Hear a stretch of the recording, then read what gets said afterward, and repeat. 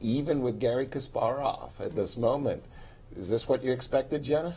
Well, no, I actually expected Fabiano and Nakamura to be in the lead at the end of the day. But we aren't at the end of the day yet. No, so. we're getting halfway there, right? And how about you, Maurice? What do you think about these matchups and what's going on? Again, I agree. I'm surprised at how poorly Nakamura is doing right now. Fabi, I expected to be right at the top, no question about it. And Gary Kasparov starting quickly. He had one hiccup with that blunder against Wesley, but he's showing he is a competitor. How many gorgeous games could this man have played if he had not retired in 2005? He is such an incredible player. The artistic achievements, the artistic advancements, the creations that he would have done based on his work ethic is just amazing. We can only guess at that, but now he's thrilling us with a Sicilian now. You know we're going to see That's right. Gary. No, Not a Rossolimo. No, this will be fun too. This will also be a rich strategic battle. It's not a bishop b5 check Sicilian. It is the imbalanced line where we've got bishop takes c6 and the two bishops for Gary on the board.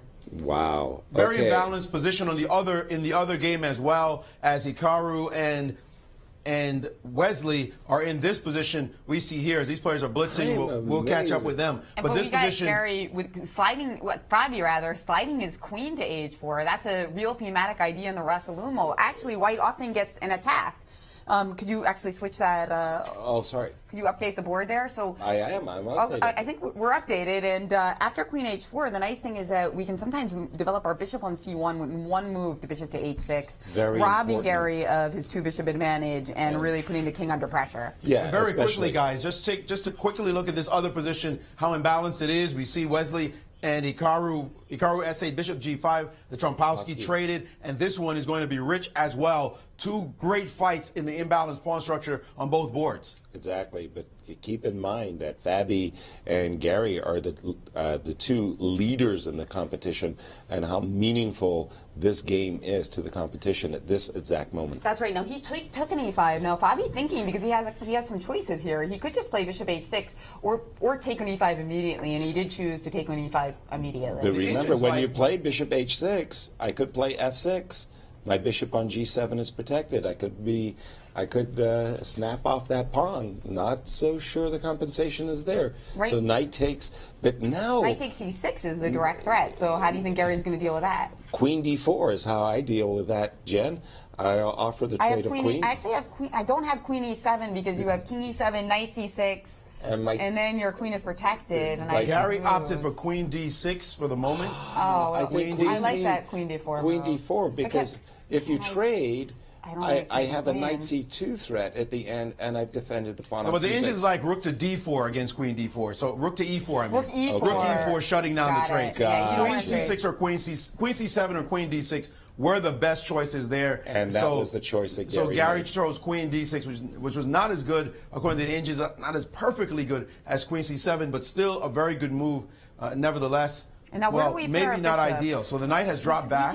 We can also play knight e4 in all these positions. Exactly. I don't like the move queen d6. Yes, queen d6 is not as good as queen c7 because of knight e4. Is a tempo that's just begging to be played, and you know, as a blitz player, you're always looking to create threats as soon as possible. Especially with knights. Especially with knights. This was not a Karpovian choice by Gary Kasparov. He should have put his queen on c7 out of danger. But now Fabiano, is it Fabiano on move, right? Yeah, it's Gary on move right now after the knight dropped back, and Gary's realizing that he allowed this idea of knight to e4. And remember, we said he was on the edge every single game on the clock. Look at this now, almost a minute and a half. And ticking quickly down as he realizes that white pieces are going to naturally stream towards his king. Knight on e4, bishop on h6, knight on g5. The attack is clean for white. That queen d6 move proving to be a problem for him, and he needs to figure out exactly what to do to defend against it. The engines are giving moves like bishop f6 as number one. h6 that he played was not even on the list of best moves according to the engine. Because now he can't castle on that side. Just a quick bishop e3. He's going to have playing to play on both sides of the board now. He's going to. I mean, h6 is basically saying, I've got to come up with g5, which is not a happy set of circumstance. Gary not at all. Has done and it. That happened in queen e4 was the reply. Quickly, nice centralization always remember in Knight chess, D5's in the air the now, control too. of the center is so critical. And he's playing the first move of the engines, by the way, is Fabi. Bishop E3 instantly, Queen E4 instantly. Gary down on the clock. He's almost down 2 minutes on the clock now as it's Fabi's turn. This is where you want to be when you're playing a blitz game.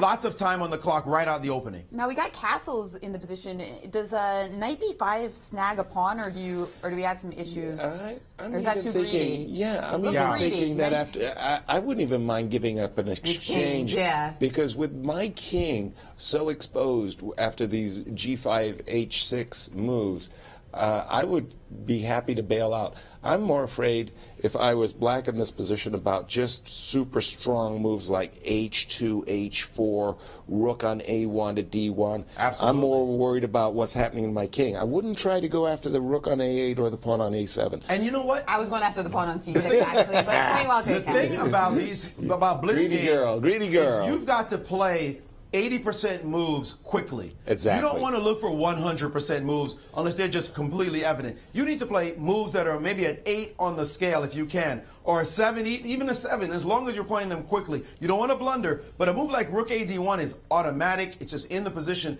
He's now looking hard for some deep plan. His 2-minute advantage, he could have pressed on Kasparov, but now his time ticking down, and he has less than a minute edge on the clock. That was not a good decision here, I think, by Fabi. He should have just played quickly. And is he going to go below Kasparov after having a 2-minute edge? Not good policy here in blitz. Wow. And now he's played queen back to C2.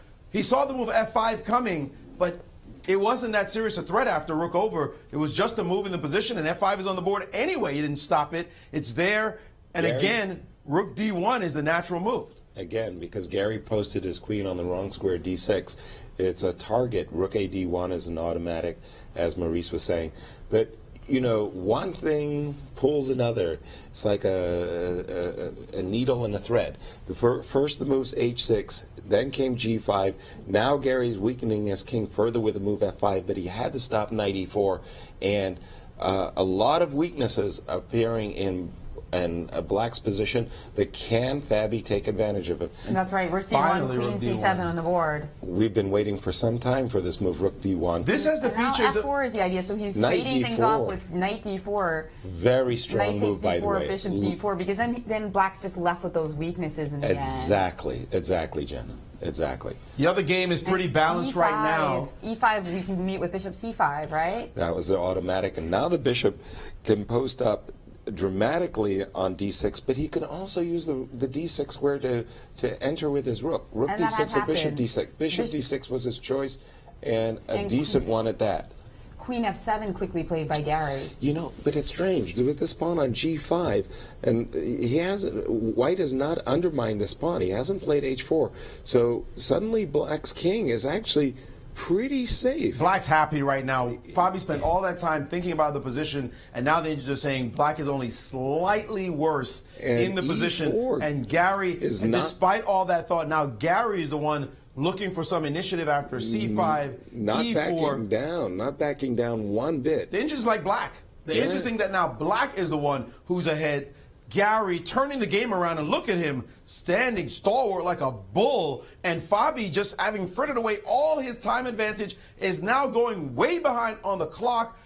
He's just got outplayed completely. Yeah. His knight, the big problem for him is knight on C3 is no bueno. I mean, what are we doing with that knight? Exactly. What are we doing with that knight? Should we relocate it maybe to D4? That would make perfect sense. And that's what Fabi's done. He's played knight E2, that principle of the worst piece. The knight not going to D5 or B5. Bishop A6 on the board. Bishop A6 on the board. I was about to say Bishop E6. And But he's headed to the D3 square with that bishop, and it's posted into the D3 square right now. That bishop super strong on D3, and Gary knows he has the edge here. This is the other game. Look at that bishop, Queen A4 instantly played. We have to, because we got to guard D4. Yes. And the pawn on A2 as well. So what does Gary do now? The pawn on C6 at the moment is hanging for Black. I ripped that knight off on D4. Instead, he's charged ahead with F4. Whoa. Gary not caring about measly pawns. No. He's trying to attack. And look at this. Maurice, F3. F3 has been played. Let's update that board. Yeah, knight C6, F3, and, you know. Queen H5 to G4. We know the principle of Whoa, attacking on the light back. squares. The knight is going back to the b4 square. He's trying to chase the bishop, but the bishop can go even more into white's position. The incursion of this bishop now, a dominating position for Kasparov. Absolutely, and look at big threat alert, e4, e3, and white's king at mercy of the queen, bishop, and rooks. C1 played, but you're right, he has. What's he going to do against this idea? Actually, the Indians thought that the best thing was to trade queens as quickly as possible because e3 now on the board is simply crushing. We have queen. What happens after queen b3? And it has been played. There's a rook e6. Isn't there takes on f2, bishop? There's a takes on f2 and a bishop d4. Yeah, bishop d4. Ooh, sweet. But he monster can move. He can hide. Can he hide on g3? G3. That's all on the board, guys. So we're going to find out soon. What's going on? Is it winning? No. There's a rook e6 also. So I'm not forced to trade no. queens. Gary has traded queens And played f2. When did he get in f2? He's traded queens and he's played f2. Oh. Oof. Oh, that does the U.S. champion that does the trick. Under great duress here. He's busting. Gary's best game so far in the Blitz. Gary's had a lot of best games. Gary's playing some serious chess. Rook now over to h1. Fabi down to only 21 seconds on the clock. h1. What a lame move. But what else could he do? What is rook e3 check? No, it's king f2. Oh my gosh. No, but rook e3 check is crushing. King f2 dropped the bishop back, and there's all kinds of vicious discoveries. The other rook is planning to come into the game at some point. Rook e2 check. I mean, that is a great move, but will he sacrifice it? Oh my. He can, of course, win the exchange by just pushing his pawn, but he wants more. 107 left on the clock, and he's in this position. This is one of the problems in Blitz. You want the 100% move. He's in a position where he feels like there's a win. He smells it. He knows there's something here. He's spending his time. Caruana with only 22 seconds. While Gary has 53 seconds, he's been thinking for how many? Maybe like 40 seconds right now? And his time is ticking down quickly. He's going to have to make a practical decision at some point. Exactly. He knows he's got to win. He doesn't want to just play a move like bishop takes b2, picking up pawn, picking up an exchange. He doesn't want to play f1. And he's finally played the move he wanted to play the whole time. Will he find bishop b5? No, he played rook to e8 instead after king takes, and now rook a to e8. And the Indians are saying that's not as accurate. Perfect defense by Caruana with knight to c6 on the board, expecting to play some kind of king defense after the rook moves. Where to put the rook? He's played rook f3, king to double check, e1. F3 double check. We don't get to see that a lot. Allowing that discovery, but there's just bishop b5, knight e7 check. We have knight e7 check, so it's not the end. Oh my gosh, knight e7. Sack of the exchange, followed by two bishops versus a rook and two pawns. Beautiful play by Gary. I'm not sure. Two bishops versus a rook and two pawns, I believe, Maurice. Yes, it is two pawns. It's bad according to the Indians for white, but it's not as obviously bad as you would want. But God, those bishops are going to be hard to play against in Blitz. It's true. It's true. And b4, does that allow a bishop takes b2? Yes, bishop takes b2 on the board. Now those bishops are slicing into the position. Gary just has to make moves now. 18 seconds for him, 12 seconds for Fabi as they tick down. And king g7. And bishop d3, and he's won a piece. But that pass c pawn could be dangerous. And look at that, and Fabi's starting to collect pawns. The game has changed dramatically. It's no longer an easy win. That's right. Oh my goodness. Not at all. And now Gary has to figure out what to do as Fabi sees that he can certainly create problems for black. He has. And Gary looking a little shaky here as he's moving his rook, but Fabi is king coming into the position as well. Absolutely. And these pawns providing great counterplay. That extra piece, the bishop on g2, is now not the king marching check, and the king could go forward, but that's going to create a perpetual check chance. So he's backed up in the position. How is Gary going to win this? He just played the move bishop to e2, allowing this capture with check. Oh and my now gosh, the pawn, he's got two connected pass pawns. Check. He's got two connected pass pawns. Gary with 7 seconds. Caruana with only 11 seconds. 7-11. And now a sacrifice by Kasparov to create what looks like a drawn endgame. That's beautifully done. Wow. What a save. A draw again. Gary Look at that face. He had that game. Oh, my God. Look at that face. We talked about internet mail. Oh, my goodness. And that